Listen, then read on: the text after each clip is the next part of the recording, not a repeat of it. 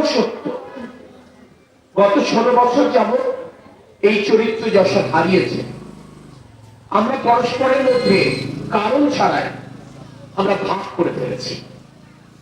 আমরা আমাদের গায়ের রং দিয়ে ভাগ করেছি, আমরা আমাদের ধর্ম বিশ্বাসকে ভাগ করেছি, আমরা আমাদের পড়ালেখাকে ভাগ করেছি, আমরা আমাদের ধন সম্পদকে ভাগ করেছি, আমরা আমাদের রাজনীতি দিয়ে ভাগ করেছি।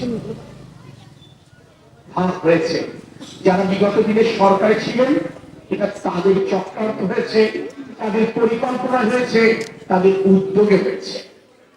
কিন্তু মানুষ এক থাকলে যে চক্রান্ত নষ্ট করা যায় সেটি আপনারা প্রমাণ করেছেন।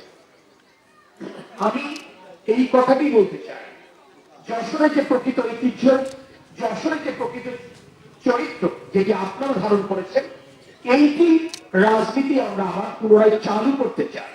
অর্থাৎ আমি আশা করব কৃতিত্বে আমাদের চূড়ান্তকাঠির বাকি গ্রামগুলোকে পথ দেখাবে। আমি আশা করব কৃতিত্বে আমার যশোর সদরের বাকি 14টি ইউনিয়নকে পথ দেখাবে কিভাবে আমরা মিলে